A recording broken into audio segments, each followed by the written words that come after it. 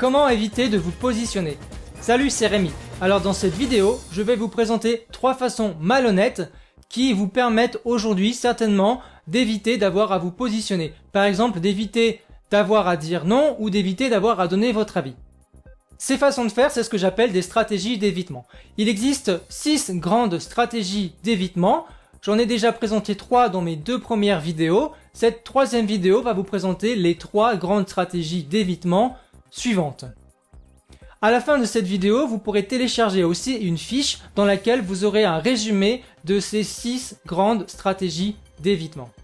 Comme je le disais dans mes vidéos précédentes, les stratégies d'évitement, on les utilise souvent parce qu'on a peur.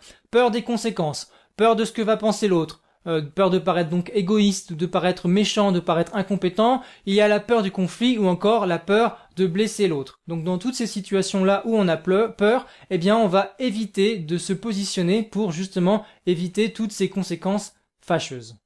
Les stratégies que j'aborde dans cette vidéo, je les appelle des stratégies malhonnêtes parce qu'elles sont un mélange de mensonges, de culpabilité et de manipulation.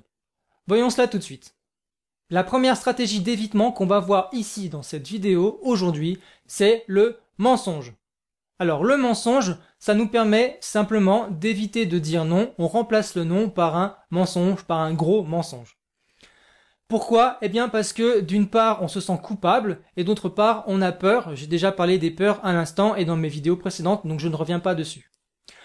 Je vous donne un exemple très simple, c'est par exemple un ami qui vous propose de vous voir demain soir, il vous propose un restaurant demain soir. Vous, en fait, au fond de vous, vous n'avez pas envie de sortir, vous préférez rester tranquille à la maison, même si vous aimez beaucoup votre ami, mais vous avez peur de le vexer, vous avez peur de le blesser en refusant son invitation. Donc au lieu de lui dire non, je n'ai pas envie de sortir, parce que vous avez peur qu'il comprenne plutôt non, je n'ai pas envie de sortir avec toi, alors au lieu donc de lui dire un simple non, vous allez trouver une excuse bidon, vous allez trouver simplement un mensonge à lui raconter. Et ce mensonge, ça peut être simplement de lui dire bah écoute, je ne peux pas demain soir parce que je dîne chez mes parents.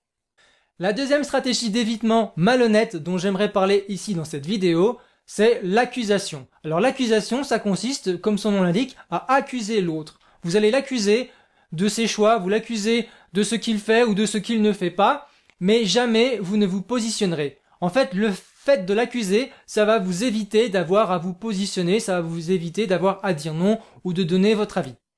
Le principe, c'est très simple. Vous ne vous positionnez pas, vous ne dites pas ce que vous pensez. Par contre, vous allez chercher à l'influencer en jouant justement sur ses cordes sensibles. Notamment en jouant sur la culpabilité, vous allez essayer de le faire se sentir coupable, vous allez provoquer volontairement un sentiment de culpabilité chez votre interlocuteur et vous allez aussi générer de la peur. Donc tout cela, c'est de la manipulation, c'est une forme de manipulation. Je vous donne un exemple. Imaginez que votre mari vous propose d'aller faire du ski cet hiver. Vous n'avez pas vraiment envie d'aller faire du ski, mais au lieu de lui dire non, je n'ai pas envie d'aller faire du ski, eh bien vous allez trouver une excuse ou plutôt vous allez l'accuser. Vous allez utiliser l'accusation, vous allez lui dire par exemple « Quoi? Faire du ski cet hiver? Mais t'es complètement cinglé? Avec ta blessure au genou, mais t'es inconscient mon pauvre vieux. » Voilà. Donc vous voyez l'idée, c'est de l'accuser. Vous allez provoquer de la culpabilité chez votre mari pour éviter d'avoir à vous positionner, pour éviter d'avoir à lui dire non. Le non viendra de lui, il se dira finalement « Oui, c'est vrai, elle a raison, c'est complètement inconscient de ma part, je laisse tomber ce projet. » Enfin, voici la dernière des grandes stratégies d'évitement, la 3e que nous allons voir aujourd'hui, c'est la 3e stratégie d'évitement malhonnête. C'est ce que j'appelle la fausse empathie. La fausse empathie, ça consiste à faire croire qu'on se soucie du bien-être de notre interlocuteur afin d'éviter d'avoir à lui dire non, afin d'éviter d'avoir à se positionner. Donc on ne se positionne pas, on ne dit pas ce qu'on pense. Par contre, on donne l'impression de se soucier du bien-être de notre interlocuteur, de l'autre, afin donc d'éviter de parler de soi-même, de se positionner. Pour que vous compreniez mieux de quoi je parle, je vais prendre tout de suite un exemple, et plus précisément, je vais prendre l'exemple évoqué à l'instant, lorsque votre mari vous proposait d'aller faire du ski cet hiver. Alors, cette fois, au lieu de l'accuser, vous allez utiliser la fausse empathie. Vous utiliserez peut-être la fausse empathie.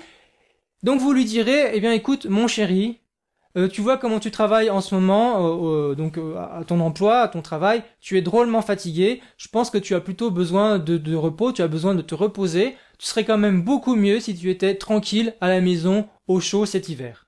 Et en plus, tu sais que ton genou ne va pas très bien, donc ce serait plus prudent quand même de rester à la maison tranquillement assis au coin du feu.